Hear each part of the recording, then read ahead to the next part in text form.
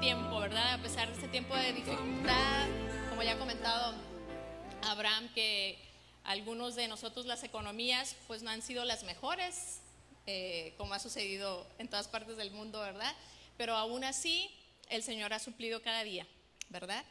Y pues esta mañana vamos a continuar con una serie de mensajes que habíamos estado llevando. Si usted había escuchado las predicaciones anteriores, estábamos viendo una serie que se llamaba Respira, que le hicimos una pausa el domingo pasado por ser un día especial, ¿no? El domingo pasado el regreso, ¿no? Reiniciar actividades, y pusimos una pausa a esa serie. Entonces hoy retomamos el tercer tema de la serie Respira, fe en un mundo ansioso. Si recuerdan haber escuchado alguno de estos mensajes, vimos, a ver si se acuerdan, en el mensaje de hace 3 semanas, Abraham nos hablaba en la primera parte sobre la ansiedad. Obviamente nos daba una introducción a lo que era la ansiedad. Y veíamos dos historias más bien, de las 2 tormentas que enfrentaron los discípulos en las barquitas, una vez cuando Jesús estaba dormido y la otra cuando Jesús caminó sobre el mar. A ver si recuerdan, vimos ese en la primera parte, y en la segunda parte, que fue hace 2 semanas, hablábamos sobre, a ver qué personaje del Antiguo Testamento. Elías, muy bien, Elías. Hablábamos sobre Elías, sobre ese proceso que vivió de ansiedad, de soledad, ese momento de dificultad extrema, ¿no? Que experimentó este gran hombre de Dios, y aprendíamos muchas cosas interesantes a partir de esa historia. Bueno, el día de hoy vamos con la tercera parte, y antes de entrar por lleno, yo creo que sí me volteas un poquito el abanico, porque sí se está sintiendo como muy caliente acá arriba. El día que, lo que vamos, antes de entrar a las escrituras, vamos a hacer una oración para pedirle al Espíritu Santo que esté aquí con nosotros. ¿Okay? Vamos a orar. Gracias, Señor, te damos esta mañana, esta tarde, Señor. Gracias por este privilegio, Señor, de volvernos a reunir, Señor, y de compartir tu palabra de manera presencial con mis hermanos. Señor, te pedimos, Espíritu Santo, que tú vengas a tomar control de estos siguientes minutos, que tú seas, Señor, el que traiga los pensamientos, las ideas, Señor, a mi mente, Señor, y que nuestros oídos también espirituales estén atentos a lo que tienes preparado para nosotros. Lo pedimos en el nombre de Jesús. Amén. Amén. ¿Cuántos de ustedes saben qué personaje de la historia de Estados Unidos está en las moneditas de 1 centavo, en los famosos pennies? ¿Quién está?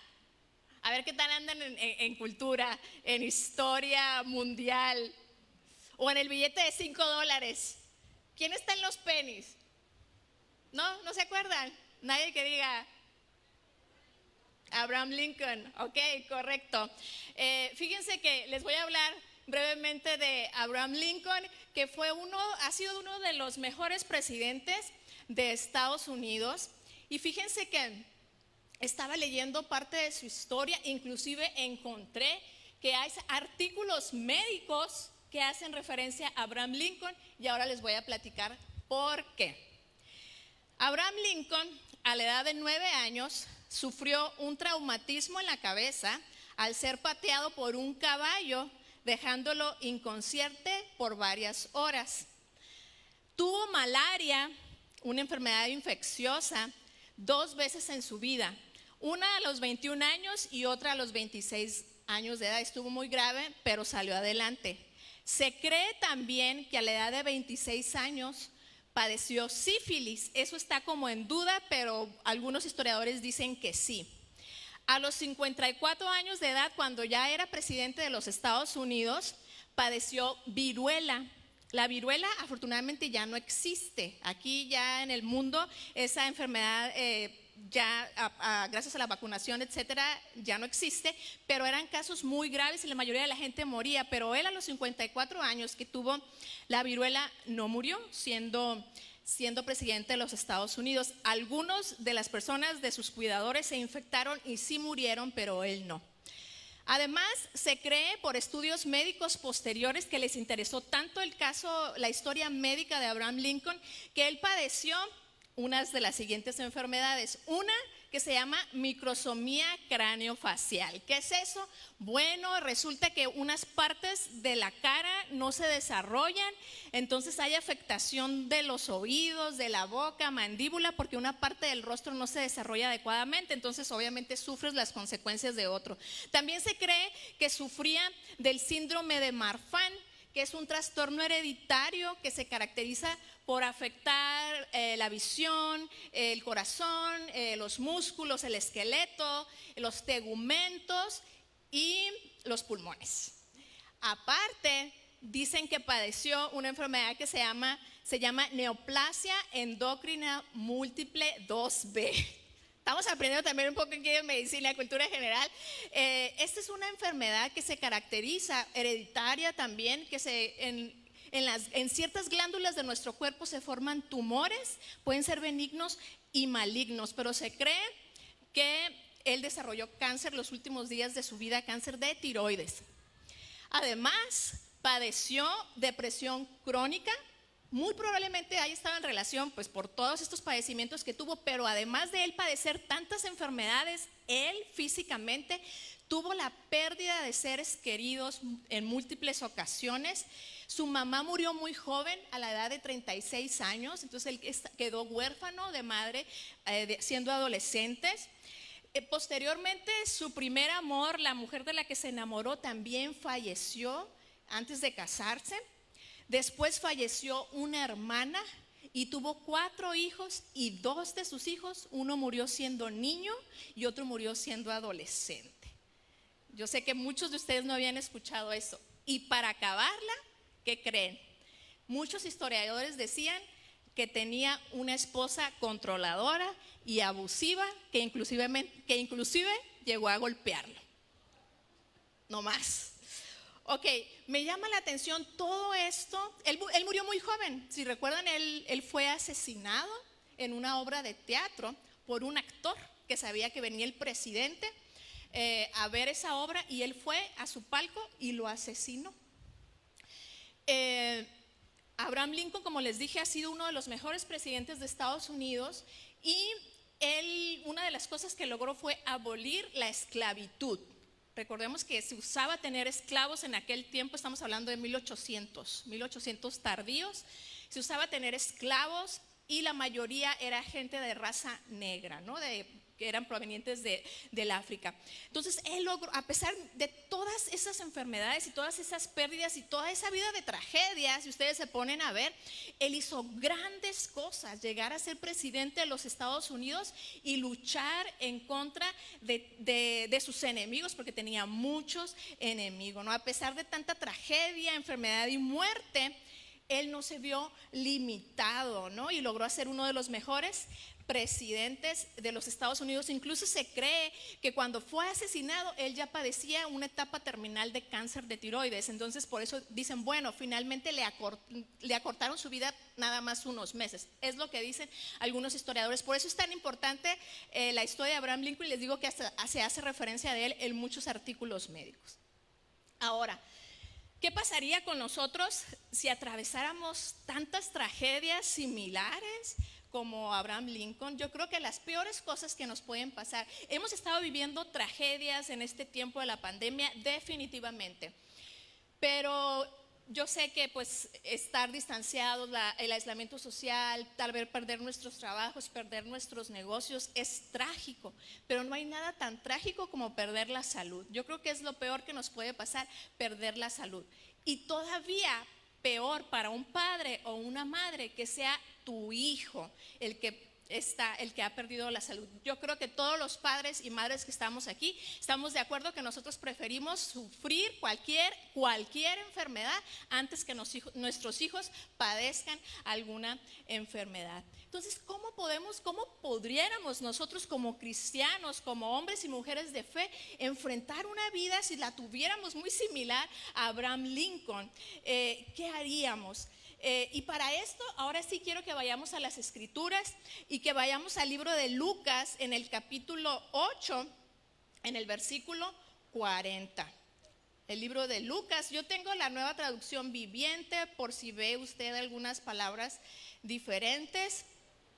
Es la versión que estoy leyendo. Y vamos a leer, fíjense, un pasaje donde se unen dos historias muy trágicas. Una de una mujer que había sufrido una enfermedad crónica por aproximadamente 12 años y que la mantenía socialmente aislada, estigmatizada totalmente. Ahorita vamos a ver por qué. Y la historia de un hombre que tenía una hija moribunda. ¿Okay?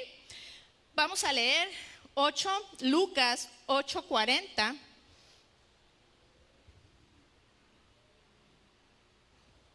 Voy a empezar en el 8:40 y dice, estoy tratando de encontrarlo acá. Dice, del otro lado del lago, las multitudes recibieron a Jesús porque lo estaban esperando. Y un hombre llamado Jairo, líder de la sinagoga local, se acercó y cayó a los pies de Jesús mientras rogaba que lo acompañara a su casa. Su única hija, que tenía unos 12 años, estaba muriendo. Mientras Jesús iba con Jairo, las multitudes lo rodeaban. Una mujer de la multitud hacía 12 años que sufría una hemorragia continua y no encontraba ninguna cura. Acercándose a Jesús por detrás, le tocó el fleco de su túnica. Al instante, la hemorragia se detuvo. ¿Quién me tocó?, le preguntó Jesús. Todos negaron y Pedro dijo, Maestro, la multitud entera se apretuja contra ti. Pero Jesús dijo, alguien me tocó a propósito porque yo sentí que salió poder sanador de mí. Cuando la mujer se dio cuenta de que no podía permanecer oculta, comenzó a temblar y cayó de rodillas frente a Jesús. A oídos de toda la multitud, ella le explicó por qué lo había tocado y cómo había sido sanada al instante. Hija, le dijo Jesús, tu fe te ha sanado, ve en paz. Mientras él todavía hablaba con ella, llegó un mensajero de la casa de Jairo, el líder de la sinagoga, y le dijo, tu hija ha muerto. Ya no tiene sentido molestar al maestro. Cuando Jesús oyó lo que había sucedido, le dijo a Jairo, no tengas miedo, solo ten fe y ella será sanada. Cuando llegaron a la casa, Jesús no dejó que nadie entrara con él, excepto Pedro, Juan, Santiago y el padre y la madre de la niña. La casa estaba llena de personas que lloraban y se lamentaban, pero Jesús dijo, dejen de llorar, no está muerta, solo duerme. La multitud se rió de él porque todos sabían que había muerto. Entonces Jesús la tomó de la mano y dijo en voz fuerte, niña, levántate. En ese momento le volvió la vida y se puso de pie enseguida. Entonces Jesús les dijo que le dieran de comer a la niña. Sus padres quedaron conmovidos, pero Jesús insistió en que no le dijeran a nadie lo que había sucedido. Qué increíbles historias que se juntan, ¿no? En un momento en el que Jesús va caminando y que lo van apretujando, y que era en esos tiempos que la gente quería estar cerca de Jesús. Como les decía yo, no hay peor cosa que perder la salud. Bueno, sí hay peor que perder la salud de uno mismo, y les decía, es que nuestros hijos pierdan la salud. Entonces quiero que empecemos hablando primero de Jairo. Este hombre que nos hace referencia al principio, el evangelista, que era un principal de la sinagoga. Y lo que quiero que analicemos en estas dos historias que voy a tratar brevemente es que en ocasiones nosotros, para salir de nuestra dificultad y poder obtener nuestro milagro a la situación que estamos viviendo, de repente hay cosas que tenemos que hacer un lado o decisiones que tenemos que tomar para enfrentar y salir adelante. Aquí menciona el evangelista que Jairo era uno de los principales de la sinagoga.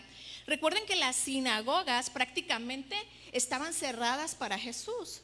No lo querían, decían pues que era un mentiroso, inclusive pues decían en algún pasaje que estaba endemoniado. ¿Qué quiere decir? Que muy probablemente este hombre tal vez en alguna ocasión también habló en contra de él, tampoco creyó en él, tal vez en alguna ocasión.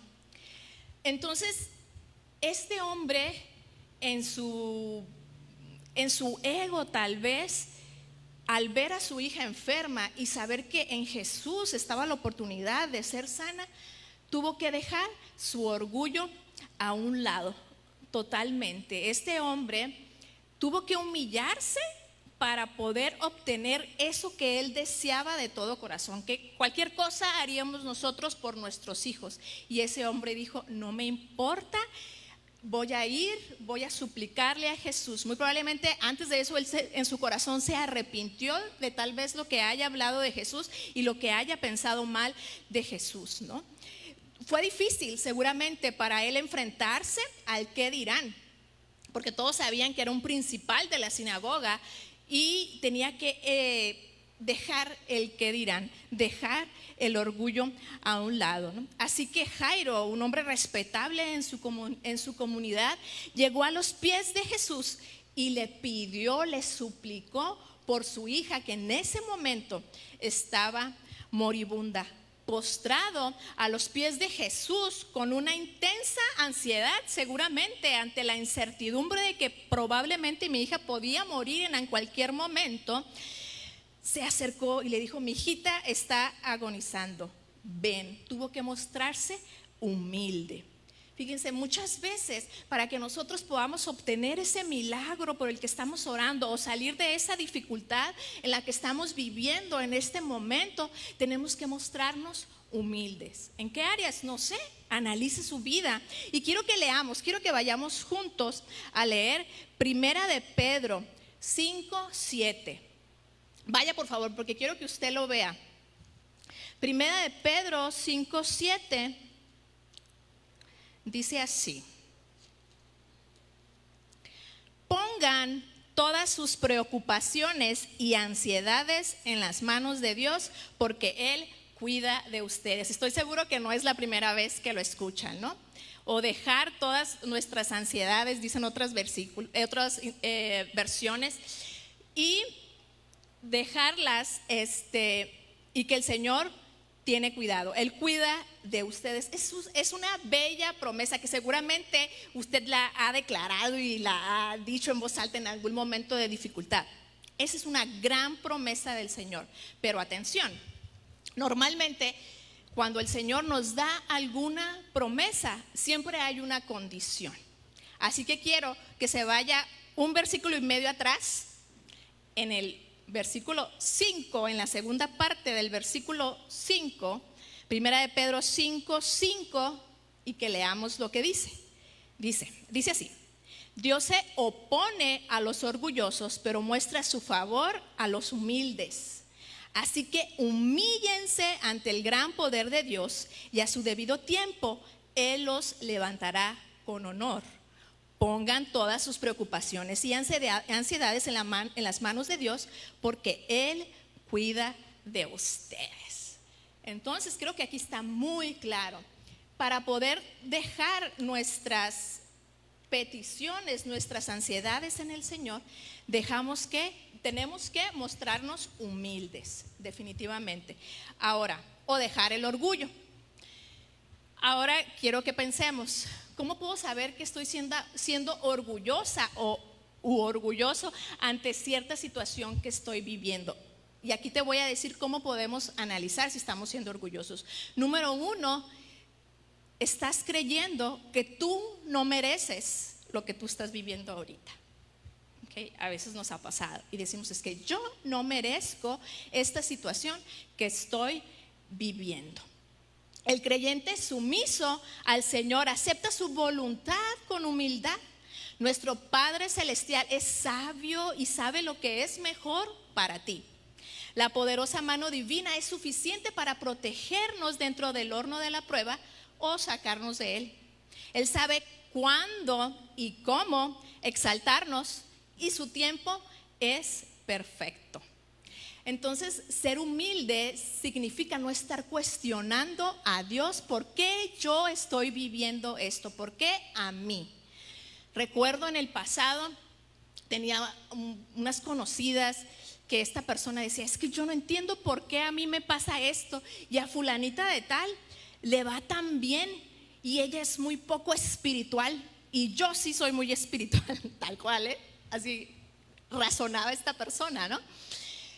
wow, digo, hay cierto orgullo, ¿no? Algunas veces hemos pensado, yo no me merezco esto. A mí se me ha pasado alguna vez que he dicho, es que pues a mí no me merezco esta situación que está pasando si yo soy así o asá, ¿no? Entonces, eso es una muestra de que estamos siendo orgullosos y tenemos que quitar eso y confiar en que Dios tiene control de nuestras vidas y que Él nos va a ayudar a pasar la situación que estemos pasando. Él no nos va a dejar, no va a dejar que seamos tentados o que vivamos una situación que no podamos resistir. Dios es fiel a su palabra y así dice. Otra muestra de que tal vez tengamos muestras de orgullo es que seamos impacientes, que va un poco en relación. Ok, acepto que estoy viviendo eso y que el Señor me va a sacar, pero Señor, o sea, ¿para cuándo, no? O sea, como que ya ha sido mucho tiempo, ya me toca estar en paz, etcétera, ¿no? Fíjense que una de las razones por las que tenemos sufrimientos es para que podamos aprender a tener paciencia. Santiago 1, del capítulo 2 al 4 dice así, escuchen: amados hermanos, cuando tengan que enfrentar cualquier tipo de problemas, considérenlo como un tiempo para alegrarse mucho, porque ustedes saben que siempre que se pone a prueba la fe, la constancia, o en otras versiones dice paciencia, tiene una oportunidad para desarrollarse. Así que dejen que crezca, pues una vez que su paciencia o su constancia se haya desarrollado plenamente, serán perfectos y completos y no les faltará nada. Amén. Que el Señor nos llene de paciencia. Si estamos impacientes y decimos, Señor, ya te estás tardando, ya te toca que yo salga de esto, tantos años de sufrimiento, tantos años de estar orando, ya. Esa es una clave de que hay orgullo y tenemos que quitar el orgullo a un lado. Ahora, necesitamos cumplir con estas condiciones que dice Primera de Pedro 5:6 para que la promesa del versículo 7 se haga una realidad en nuestras vidas. Regresando a Jairo, fíjense qué interesante, porque la fe de Jairo era suficiente para creer que Dios iba a sanar a su hija moribunda, estaba moribunda. Sin embargo, el Señor ahí se entretiene y se le atraviesa la mujer de la que vamos a hablar ahorita brevemente. Y cuando pasa todo eso, que llegan y le dicen a Jairo, ¿sabes que Jairo ya se murió? El Señor permitió que esto sucediera porque el Señor quería que esto avanzara para que Jairo pudiera comprender que él también tenía el poder de resucitar a los muertos. No solo el poder de sanar a su hija moribunda, sino él tenía el poder de resucitar a los muertos. Muchas veces vamos a orar, vamos a suplicar y va a parecer que la cosa se pone peor, pero debemos confiar que el Señor tiene control y que de esa prueba y de esa situación más difícil que se puso, Dios te va a sacar también de ahí y Él va a mostrar su poder. Amén. Ahora vamos a la mujer con el flujo de sangre. No sabemos el nombre de esta mujer que llegó ahí a querer tocar a Jesús. Solo se menciona su grave situación. Fíjense que no solo radicaba el problema, no solo la situación grave de esta mujer radicaba en que ella estaba enferma, sino también en lo aislada que estaba socialmente a causa de ese sangrado. Si ustedes leen en sus casas con tiempo, en Levítico 15, ahí están las leyes judías sobre las secreciones corporales que incluye el flujo de sangre. Cuando una mujer termina su menstruación, era considerada impura, y durante esos días, 5 o 7 días que durara la menstruación, nadie la podía tocar, ella tenía que estar aislada, y si alguien tocaba algo que ella tocó, también era impuro, no solo físicamente, sino espiritualmente. Entonces imagínense esta mujer 12 años sangrando. Quiere decir que esta mujer seguramente estaba aislada de su casa, tipo aislamiento tipo coronavirus, ¿no? Pero imagínense por 12 años, y nosotros 5 meses ya nos tienen hasta acá. 12 años aislada, probablemente tuvo hijos, no sabemos si tuvo hijos, si tenía marido, estaba separada de ellos porque ellos no podían tocarla ni tocar lo que ella tocaba. Entonces imaginen esa situación tan crítica de la mujer que estaba viviendo. Fíjense que el relato bíblico también afirma, pero en la versión que escribe Marcos, que esta mujer había gastado todo lo que tenía en médicos y de nada había servido.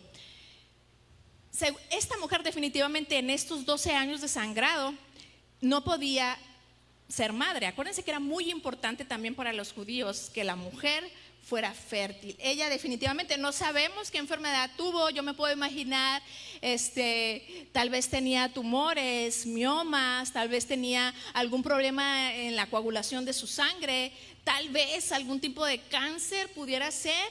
El caso es de que esa mujer definitivamente no podía tener hijos, al menos que los haya tenido antes. Pero si nunca los había tenido, pues era una mujer que nadie la quería para esposa, ¿okay? Porque no iba a ser una mujer fértil.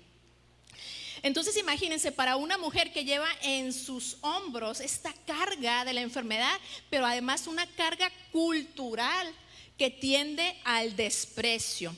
Entonces esta mujer, que se sentía ella despreciada y con muy poco valor, tuvo la valentía de decir y dejar a un lado las leyes mosaicas, dejar a un lado la religiosidad y decir: yo me lanzo y voy sobre Jesús, porque yo creo que ese hombre me va a sanar y me puede sacar de mi problema.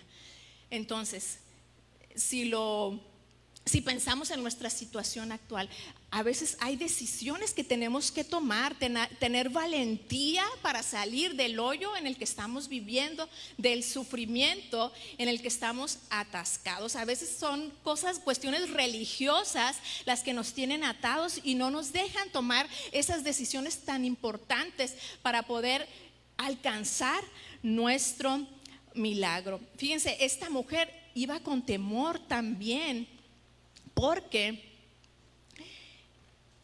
ella probablemente pensaba: si toco a Jesús tal cual, pues lo voy a hacer impuro, ¿no? Ella sabía que lo que ella tocaba se iba a volver impuro. Entonces seguramente por eso dijo: quiero tocar el borde de su manto, aparte de su fe, ¿no? Tocar nada más eso. Entonces ella se atrevió a romper esta barrera de pureza en pureza, a romper con las costumbres, a romper con la misma ley mosaica con tal de lograr su objetivo. Se atrevió a ir más allá de sus temores, ¿no? Más allá de seguramente su bajo autoestima, más allá de sus miedos. Mostró valentía. Muchas veces nosotros vivimos con temores y eso nos está limitando a tomar decisiones importantes en nuestra vida que nos van a ayudar a salir de alguna dificultad que estamos viviendo. Tenemos que pedirle al Señor que nos dé la audacia, osadía para romper cualquier estigma que tengamos en la sociedad, cualquier bajo autoestima, cualquier cultura, cualquier religión, para decidirnos y decir: voy a hacer esto, necesito hacer esto para salir de mi problema. Para concluir, ¿qué es lo que hace esta mujer? Al final se arrodilla. Entre el temor y lo que quieran, porque la cacharon, ella cae postrada. Y esto muestra adoración de ella hacia el Señor. Esa fue también su actitud, adorar. Y hemos visto tantos hombres en la historia de Dios que durante la situación de prueba y de crisis alaban de todo corazón al Señor. ¿Qué tanto estamos alabando al Señor en medio de nuestra prueba, de nuestra enfermedad, de nuestra dificultad? Recordemos a David, cuando por consecuencia de su pecado estaba sufriendo la muerte de su hijo con Betsabé y que finalmente muere. ¿Qué hizo él? Adoró. Uno puede decir: bueno, él se lo merecía porque asesinó y cometió adulterio. Bueno, pero ¿qué pasa con Job? Que Job, sin deberla ni temerla, pierde todo, mueren sus hijos, ¿y qué hace?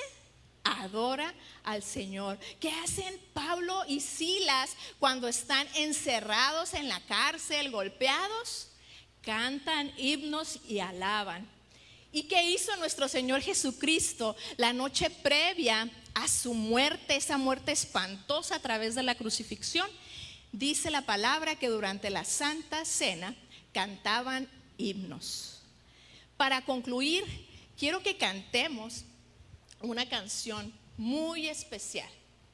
Le pedí a Isaac que me hiciera el favor de dirigirla, pero quiero que todos la cantemos. Y esta canción habla cómo debemos de alabar a nuestro Señor en medio de nuestros problemas, no importa la situación que estemos viviendo. Así que lo invito, con esto concluimos, lo invito a que se ponga de pie. Y si usted está viviendo un momento de situación y no ha tenido tiempo ni ganas para alabar al Señor y darle gracias por cualquier cosa que está pasando, este es el momento para que alabe al Señor en medio de la crisis. Adelante.